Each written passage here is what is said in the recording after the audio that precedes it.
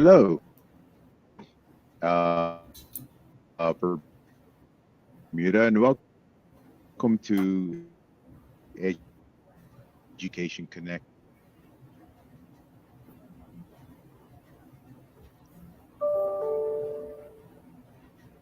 Am I back up? I was just having a little technical difficulty there. I'm scholarships.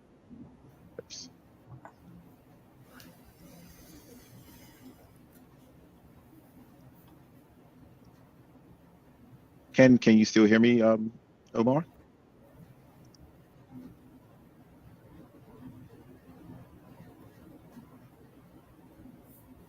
Okay.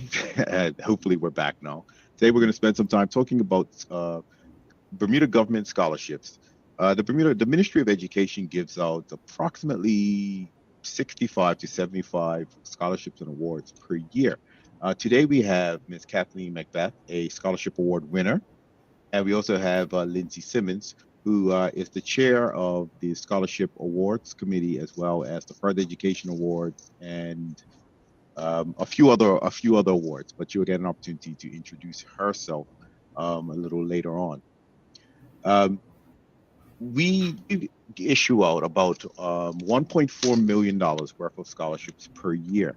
The scholarships that are issued by the Ministry of Education fall into 11 different categories, that being the Bermuda Government Scholarship Awards, which is worth up to $35,000 per year for up to 4 years.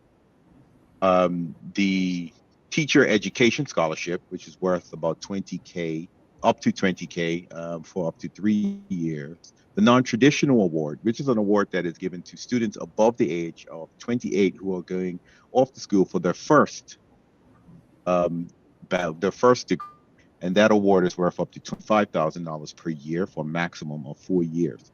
The Further Education Awards are awarded on a yearly basis, and they are up to a maximum of $10,000 per award, and we issue about 50 of them per year.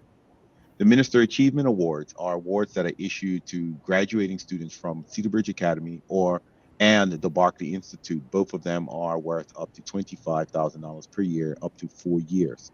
The Minister's Applied Science Scholarship is specifically for students at Barclay and Cedar Bridge who participate in the dual enrollment program at the Bermuda College, the Applied Technology Dual Enrollment Program at the Bermuda College, which gives them a diploma, which gives them a certificate upon completion, but they require 1 more year at the Bermuda College to earn their associate's degree.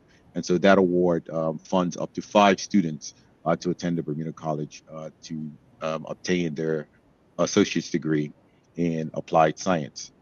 The Minister's Exceptional Award, another award that I'm extremely proud of. This is an award that is specifically for students with disabilities. There's an award for overseas schooling, and there's also an award for the Bermuda College. Both the overseas is up to $25,000 per year, up to 4 years, and the local Bermuda Scholarship Award is for 5K, up to 2 years. The Minister's Technical and Vocational Award, and these are specifically for students who are studying vocation or technical areas. Again, another award that's available for both overseas and the Bermuda College at $25,000 for 4 years and $5,000 for 2 years. We also have the Bermuda College Book Awards, and the College Book Awards is a $500 book voucher at the Bermuda College Library, and we give away a maximum of 10 of those per year. Today, we're going to, as I said, we have Kathleen Macbeth, who is the Bermuda Government Scholarship recipient 2015, who is now graduated and back in Bermuda at Conyers. And we'll ask her to introduce herself in a little bit. We also have Senator Lindsay Simmons, who's the chair of the Bermuda Government Scholarship, Non-Traditional Student Award, and the Further Education Award. And today we're just going to have a general conversation about what it's like to be a recipient of this award and what it's like to actually be the person who is interviewing, reading the applications, and picking the overall winners. And so with that, Kathleen, just can you share with us a little more about receiving the Bermuda Scholarship Award, and which university and college did you attend? What did you study? Right. Yeah. So, like you said, I received it in 2015, and that's when I graduated from BHS. And then after that, I attended Durham University, which is in the northeast of England. and I studied a Bachelor of Laws there, which I earned in 2018. It was a really great experience. I felt very lucky to be able to attend. It's Durham University is a collegiate university, so for social purposes, you get to be in a college, and then you can meet everyone from different backgrounds of studies. So I didn't just spend time with the law students. I also spent time with physicists, mathematicians, humanities subject students. So it was a really great time. Really loved studying there. And after I finished that in 2018, I did the legal practice course, which is just another practical qualification that you have to do to in order to be a solicitor, which is the type of law that I practice if I were in the UK. And that was a 1 year course. And when that was completed, I did a Master of Arts at University College London in public diplomacy and global communications, just because that's something I was always interested in. And after studying law, I wanted the opportunity to look into that further. So it was a really great opportunity for further education that the scholarship provided me, and it supported me while I was at Durham. Okay, that is quite an experience in school, and you just seem so young to have accomplished so much. How would you say the scholarship helped you to achieve your academic goals?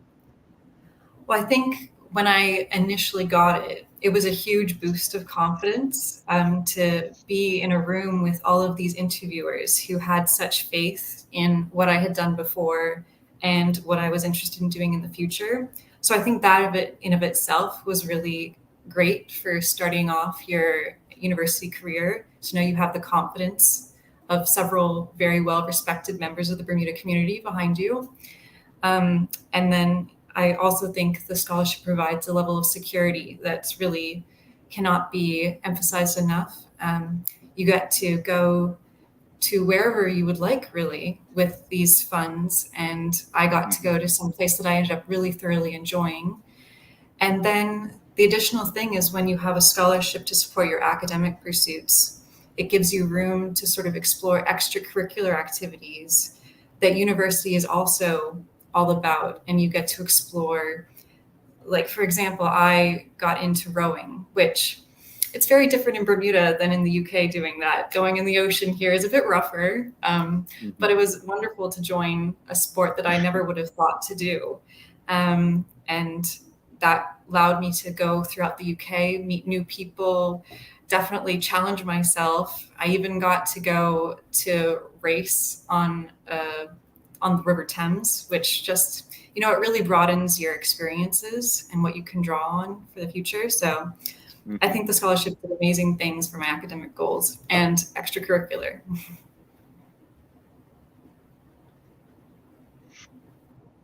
Like you had a fulfilling academic career while you were there, and I know it's pretty.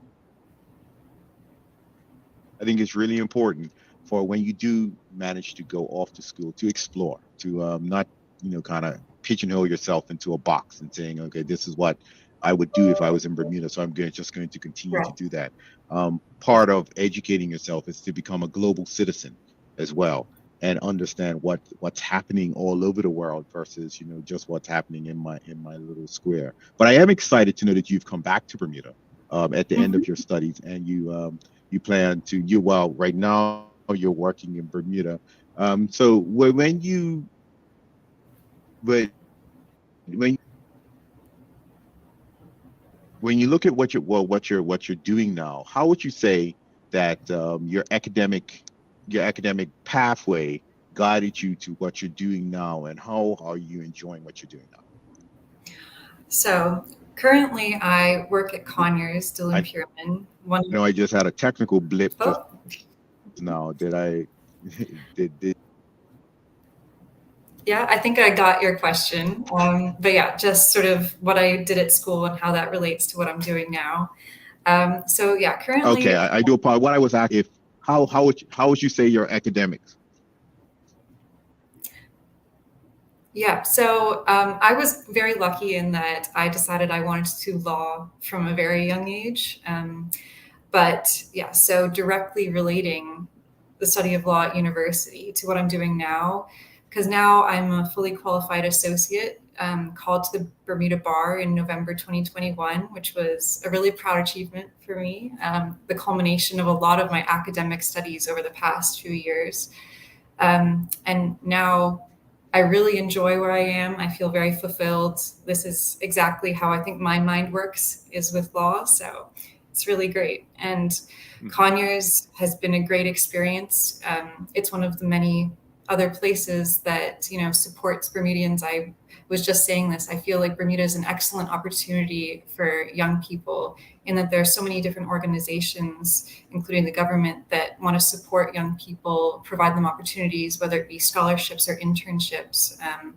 So that's one of the great things, is that every summer I was able to come back and work in Bermuda and gain experience in the law fields and other fields to sort of get what I would like out of it, and to sort of further understand the careers available to me. But yeah, so now I'm very happy with where I am.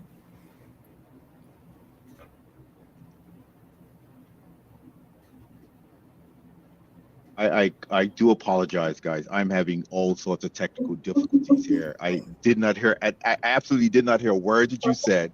I caught Conyers, but it was like just the little thing was spinning the entire time that you were talking. It's very Oh frustrating. no. It's definitely something that I need to get fixed. We were talking about this last time I was here, and we were having the same difficulties. You know, what advice would you have for your fellow students who are thinking of applying for scholarships, and why should they? One of the things, Bermuda is extremely blessed with the fact that there are so many awards out there that can be given out, but unbelievably, there are years that go by when some awards do not even get applicants. Not any of ours, but there are other awards out there that do not get applicants. What advice would you give to fellow students who are looking to go off to study, whether it be at Bermuda College or overseas, in terms of the application process? And what do you think is the winning formula that gets you that consideration? Okay, well, so sort of a long-term approach is, when I was at school, my mom really helped me out because she really kept meticulous records of everything I did. So I just had, by the time I was 18, I had this binder filled with all my report cards and all of the extracurricular activities I did. So in some ways, it just helps to keep a record in your head or written down of what you have done, because everything you do, there's some way to transfer the skills you learn to that to something else for your future. So it's really just sort of taking the full opportunity of being in Bermuda and making it work for you. For example, I really got involved in music, the Bermuda School of Music, and that's something that translates anywhere you go, because there will always be people who are into music, into studying it, and I feel like that's really helpful. And then as well, the Duke of Edinburgh Award scheme is something that I found really helpful, and everyone in Bermuda has an opportunity to get involved. I find it taught me a lot about perseverance through hardship and all of that hiking. But also it encourages you to get involved in other parts of sort of being a global citizen, like you said, sort of volunteering on the arts and sports. So it really encourages you to sort of broaden your horizons, which I think anybody who is looking to grant a scholarship is hoping their awardee will have an interest and enthusiasm in taking on new experiences. And then sort of that filters into the next thing, is just to sort of find what you're passionate about. Because I feel like the biggest feedback I got when I was doing my scholarship interviews is when the conversation went to a topic that I happen to be really passionate about. And it sort of changes the whole dynamic of your interview. I feel like it really puts you at ease, which sort of makes it more likely that you'll be successful, because you'll forget that you're in a room with six other people sort of listening intently on what you say, and you're just sort of explaining what you are interested in. And then finally, I think it's also linked to that, sort of closer to the interview time, sort of really being aware of what's going on around the world, news, issues that are happening. Because I feel like I got the best feedback when, I think at the time, there the Greece economic issues and that type of stuff. And it just really interested me. So then I was able to talk about that really quickly and really easily because I just kept looking further into it. And then you could have an engaging conversation with someone on the interview panel, and they'll be much more likely to remember you, I think, just because Mm-hmm. you're so into what you're talking about. And I think ultimately, like you said, the scholarship committees, by and large, are interested in having someone who is interested in the world around them. Because Bermuda, while we are a small island, we have an international impact. And I think it's important that everyone is aware of what's around them. So those are my Right. top tips. I hope they're helpful. Now, a quick question: have you helped anyone else fill out an application form, or actually spoken that type of advice to any of your, you may have siblings or you may have friends that are going through that process? I actually haven't yet. I really need to get back into it. Been back on the Hmm. island for 2 years, and it's really helpful to encourage people and sort of grant your wisdom onto people and your experience, just because it's such a daunting task, and it's helpful to get any resources you can. I definitely found It's that with like older siblings and teachers and stuff, that was helpful. But Well, you see, nowadays, you guys, when I say you guys, persons like yourself, and even Senator Lindsey Simmons, when I was in school, everything was paper based. The applications had to be handwritten. You actually had, we were just coming into computers. I'm sharing my age, but sometimes you'd have a typewriter and mm, typing your essay and different things like that. And we were having I was talking about the scholarships on another radio show, and we were having a good laugh about the transcripts that we had to get back then, and there would always be an envelope with a signature across it, so they knew that you hadn't manipulated it.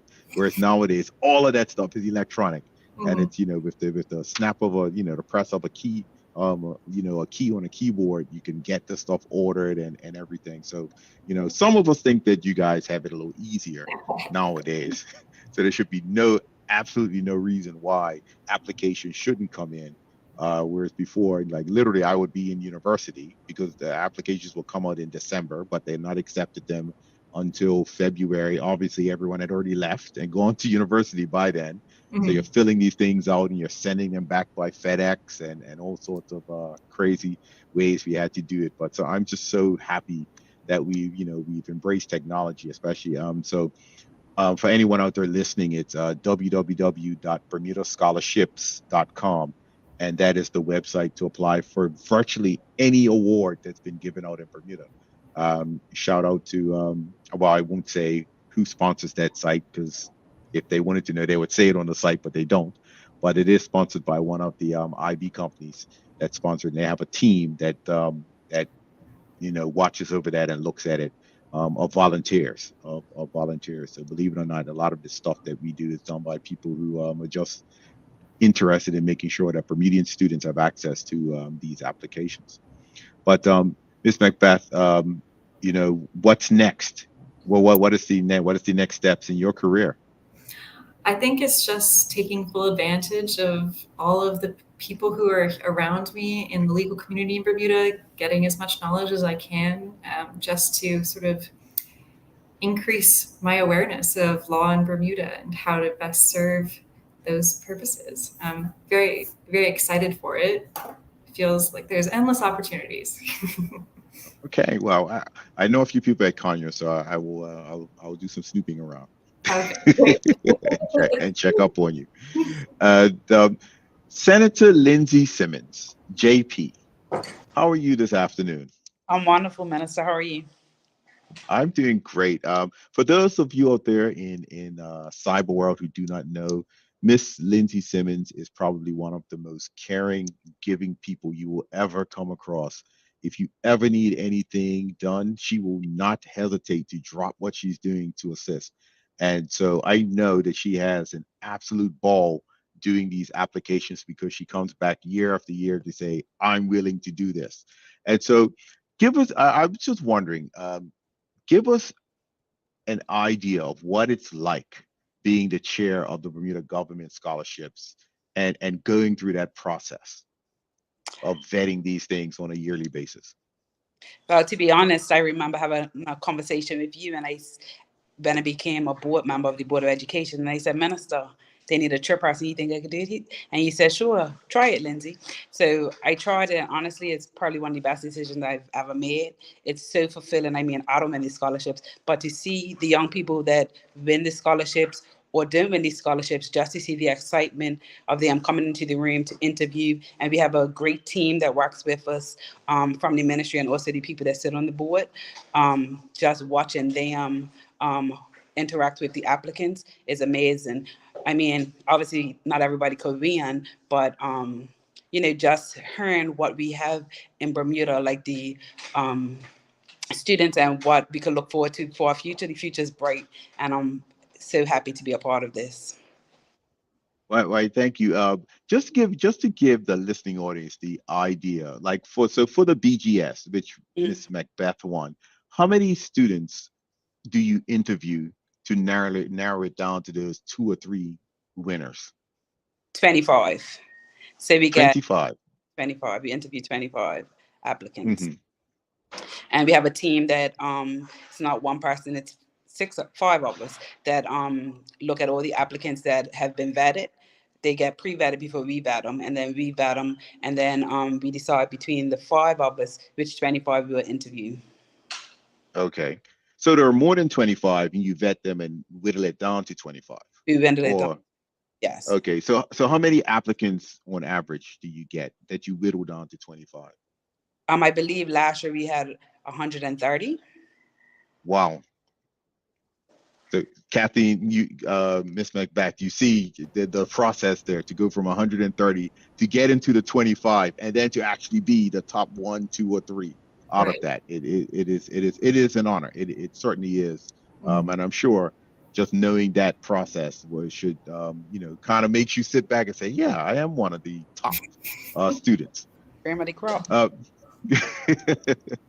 so, but also that's the Bermuda government scholarship. But when we're talking about the Further Education Award, I know from a fact that we give out 50 of those, but I believe we get much more than 125 or so Yeah, for that one. over 200 that I see.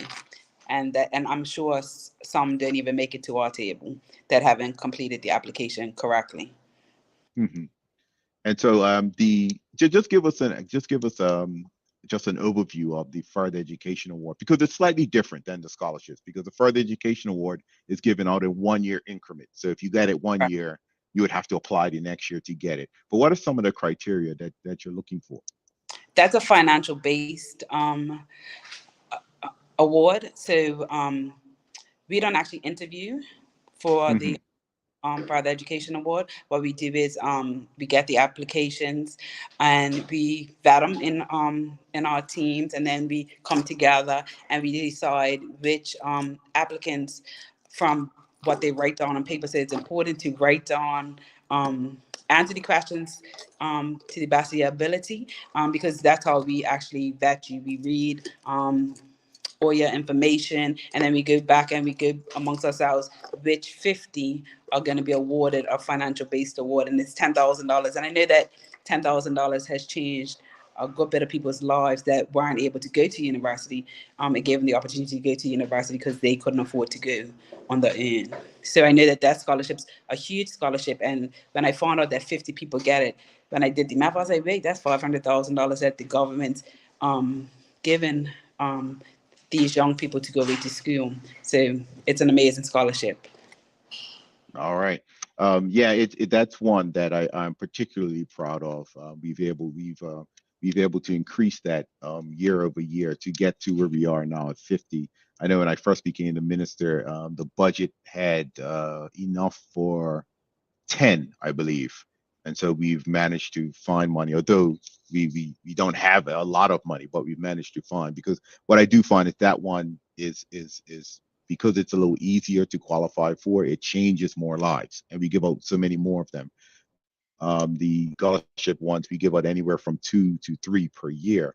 And that changes lives as well. But to be able to get 50 people, something to go off to school, it's a really truly remarkable thing. Now, let's give some insight. Let's give some trade secrets here. Mhm. When you're looking for, what are you looking for when you're looking for the ideal candidate? I have my opinion, and it's some things that I have given directive of. And one thing that you touched on earlier is lay it on the line. Tell us about yourself, because you never know what will be read that says, "Hey, this person is deserving." And so and I say that because people have different paths, Mhm. and your path of what people would consider traditional, the path to go if you're applying for a scholarship. But there could be something there that triggers something. And so I always put it this way. It's instead of us looking at these applicants and saying, okay, they've ticked this box, they've done the academics, they've done this, they've done that, they've done that. What are you doing that's different from what everybody else is doing? And I know that's some things that the committee, I've should not really just a bunch person might be slightly different. But what is your opinion of an ideal candidate? When you see it, you're like, that's the one. So it depends on which scholarship we're talking about. So if we're talking about further education, like I said, we don't know these individuals. We just see what they're written on paper. I would I like when somebody's vulnerable and able to, and I'm not saying it has to be a sad story, but willing to open up about themselves, tell us why they should, because you have to be your own advocate. You have to be the one that, when somebody reads about you, you're like, wow, this person deserves this scholarship. Now, when you're talking about the Bermuda government scholarship, the big one, right? If you make it to the interview process, I'm not gonna lie, it's been times where we've all sat around the table and cried with the applicant, or we're all been in there laughing, and it's relaxed. That's the first thing I say to people when they come in as a chairman. I don't like things. I like to be relaxed and have a good time. So when they sit down, someone come in, they're like, and I'm like, relax. Be don't be all stiff. Like, tell me about yourself. Tell me why you should get this award. And most times they relax, they sit down, and when it comes down to it and you have to decide who's getting these two awards, it's a good bit of times we're all on the same page with one person, and it's always that second person. And then that's what we go back and forth about. Well, you know what this person said? They went and they did this that nobody else is doing, or they want to take up this role. So I think that when you're vulnerable and you're able to express who you are and let us into you, because we don't know most of these people that come and sit into the room and let us in, that's what does it for me.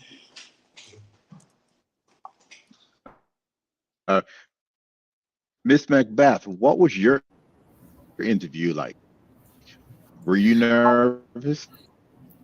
There's definitely one where you are very nervous going into all of these, but I do remember it being a very welcoming environment, and I think that really helped put me at ease. And you just perform better and are better able to explain yourself and your past and why you think you are deserving when you are comfortable. So that's a hard ask, obviously, but hopefully you'll get there. Minister, if you don't mind, can I just add something? Um, we remember the first time that I was Sure. chairman, a young the room, and she was one of our last interviews, and she came in with this binder, and it's piggybacking off what you were saying, and she was the only person that came into the room, and she had all her everything that she's accomplished from while she started preschool all the way from when she graduated from high school, and she had it all laid out beautifully, and she had a copy for everybody to go through. And unfortunately, she didn't win the scholarship, but we still talk about it. That's something that we will always remember. And, we encouraged her to apply for other scholarships. I think that's one of the hardest things for me is we ask the question. So we hope you apply for other scholarships, and most people only apply for one or two, most one, and but there's tons of scholarships out here, and Hmm. would encourage the young people to apply. You might not just get that one, but it's other ones that you may get. Yes, everybody wants the $35,000 scholarships, but the tens and the fives and all that, added them all together. helps to pay for your university as well. So I would encourage everybody to apply for Yep. as much scholarships as they can. That leads into the next question I have for you. And I was going to ask, what are some of the common mistakes that applicants make? But you mentioned something about the binder. And I think, and this is me having my shameless plug here, that we're in the process of going through education reform in the public school. And part of the reform is students will be assigned digital binders that will follow them for their entire school career. So whatever awards they get, whatever exams they take, whatever grades they get will reside in that digital binder. So when they get to the end of their school career, it's not scrambling to look for pieces of paper that you've left around. They'll actually have a digital binder that says, this is what I accomplished. Here you go, and which they can hand off to people if they wish. So just shameless plug on one of the ideas that we have for education reform. But back to what we're talking about, what the question I was asking is, what are some of the common mistakes that you would see on applications, or what applicants would make? Um, Not filling out it. I find it. It's happened every year. People answer the wrong questions. The question might list that, tell us about yourself, like something simple like that, and then they start talking about what they did in primary one, and I'm like, wait, that wasn't a question. And if you go back to another scholarship, that was a question they're supposed to ask in another scholarship. So I think that dotting your I's and crossing your T's is important. Checking off everything. I know some people have called, not myself, but it's come back that they haven't even made it to the to our list, and it's simple mistakes: not handing in the birth certificate, not handing in the government status, things that are important. But the scholarship actually lays it out all for you. It's very easy to follow. You just need to mark it off as you go so that you can at least be eligible to be considered for these scholarships. So I think that people just need to take the time, because you give them a good bit of time to hand in this stuff. I believe it's from February to April, and January to April. January to April, even longer. Um, So I think if you take the time and just make sure that you get the information in, because um, it's not fair for everybody else that applied and got everything in, that we should consider you afterwards. So I think that just making sure that you hand in whatever documents are required is crucial. And like I said, being honest on your application about who you are would help us to be able to consider you for these scholarships. The if I was going to give some tips from what I've learned of doing this, and I've sat in the role that you sat in, Hmm. Lindsay, previously. I've sat in the role where you've sat in, Macbeth, previously applying for, and I've sat as a chairman of scholarship committees and the like, is apply early. So if there is mistakes, you have time to correct them. I Every year we'll get persons call, at 5 o'clock when the deadline is at 5:30 that day to say, oh, I realize I don't have some piece of paper, and can I send it in tomorrow, and that sort of thing. The team, the scholarship team around here is very accommodating, and they will go out of their way. And I think Lindsay can attest to that. They will go out of their way to call you and say, listen, your application's complete, but you're missing this, as they chase it down. But the mere fact that they probably process almost 500 applications Hmm. means that they don't have time to chase down people. And it's your responsibility to get that information in as well. Do it on time. Make sure you read the application, like Lindsay said. Put in exactly what needs to be put in, and then put in more.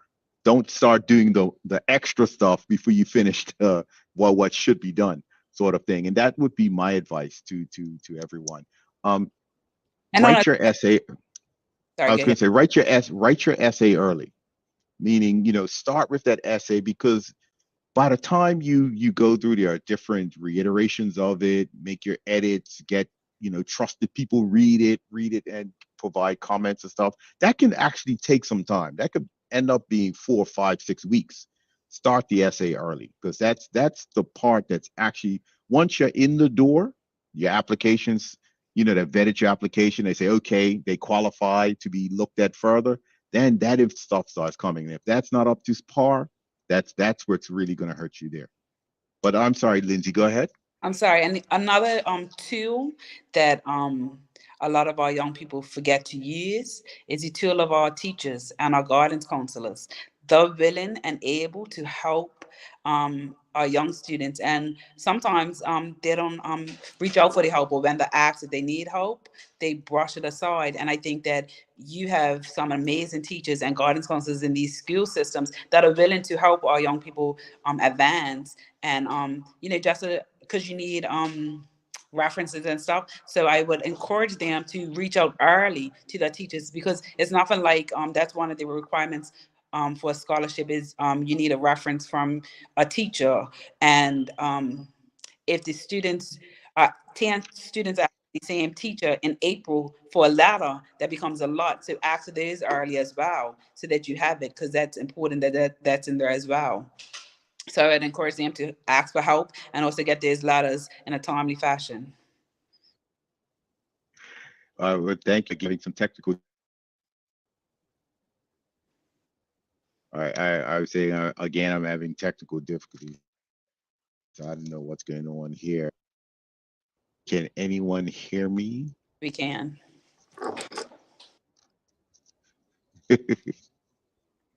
Okay, Yeah, it's we can weird hear because you. I've seen one person spinning and the other person not. Normally, both of you spin at the same time. Um, now that scholarship season has started, to vet these scholarships and the like. Macbeth is graduating to persons out there. Feel free to contact the ministry if you have any questions. The Mirrors program is offering scholarship advice every Tuesday night. Reach out to Mirrors, go to their website. You can sign up for their webinars that they're having, and you'll be able to ask questions of persons who are out there in the scholarship field. The same way we're having, you'll actually be able to ask questions of, what should I do, getting tips and the like. I do apologize. I keep going in and sure, and you guys are hearing what I'm saying. But we're getting down to the bottom of the hour, and so what I wanted to do was to give both of you an opportunity to kind of wrap up and any sort of advice, any sort of last words you might have for anyone out there who's looking to get a scholarship or an award in the application process. I'll start with you, Kathleen, and then we'll finish with you, Senator Simmons. Okay. Well, sort of to reiterate again what was said earlier, I do think there's a big benefit in sort of broadening the number of scholarships that you apply for, because one, it increases your chances of being successful, especially if you layer many smaller ones together. But also, it's the practice of writing the essays and having the interviews. And if you keep doing that, the better you'll get at the process. And I think I was probably the best at interviewing after I went through all of the scholarship interviews that I did. Um, so it's a great benefit, like a life benefit. And additionally, doing all the different essays really helps when it comes time to doing university essays or the next type of application you have to do, because now you have a resource of multiple essays at your fingertips that you can adapt and build upon. I know I looked at my old scholarship essays when I was applying for one of my other programs, and it's really helpful to have sort of well thought out statements already prepped that you can sort of adapt. So it makes your future work easier, especially when you're doing cover letters for summer internships. Like, it'll all come in handy, and it'll never be work for just one thing. It will help with many other goals that you have. And then I think even if you're ultimately unsuccessful with a scholarship, I think the number of people and individuals that are on these committees, they're all of excellent quality. They're community leaders. And chances are you will impress at least somebody when you're there. And that's a connection that is very memorable for them. And like you said, with the girl with the binder, that's someone that everyone is going to remember as very thorough and will want to reach out to her and be more willing to help her if she ever comes to see them for something. So I think there's multiple opportunities applying for a scholarship, not just for the funds itself, even though that is an excellent goal. And I think with the number of scholarships available to Bermuda students, you are likely to find success.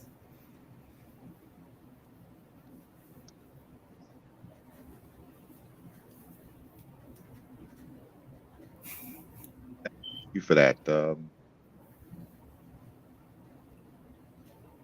Thank you for that, Kathleen. Senator Simmons, any last words of advice? Pretty much the same thing. It's tons of scholarships out there. Apply, and also make yourself stand out. I know that these skills require that you do community service. I know speaking to some students, they're like, "Why are we doing all these community service or co-curricular activities?" But those are the types of things that help you stand out, not just in Bermuda, but when you go overseas, and being a good and apply for jobs that we need. Like last night, they talk about nurses. We need nurses. We need teachers. So apply. And I always want to be a lawyer, but that never happened. But honestly, it's tons of jobs, tons of opportunities, tons of scholarships out there. Just apply for as many as you can. And honestly, the Ministry of Education are honestly giving over $1 million in scholarships to our students. So I would just say, listen, apply, buckle down, do your work, write these essays, because that's what stands out for me, what people write in these papers. You might find that the person that got a 4.0 and somebody that got a 3.7, it might be the difference between what they stand for and what else do they do. We like well-rounded individuals. So, do a little bit more Mm-hmm. and help you in the long run. Honestly, I say just do a little bit more. We always have just a little bit more to give. So continue to give and apply. But thank you for having me, Minister. Mm-hmm. You know, and thank you guys for coming on. I think one of the things that needs to be taken away from this is the application process doesn't start when you apply. It starts months and years before you apply. And that's what I think a lot of people don't grasp is that process starts as Kathleen said, her mom kept all of her things that she does. Lindsay, you said the most impressive person that you saw came in and said, "This is what I've been doing over the years." And that didn't start when you applied. That started years before of doing that type of stuff. And so I encourage students to be thinking about this, as you're entering into it to say, okay, what is it that I'm interested in? What is the path I need to plot in order to get to where I get? And that's something I would like to see a little bit more of, especially when we're talking to our young children.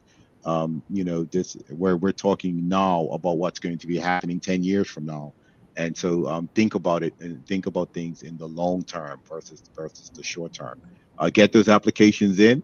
Um, before Minister, before I before I leave out of here. sorry. Yes, Senator Lindsay.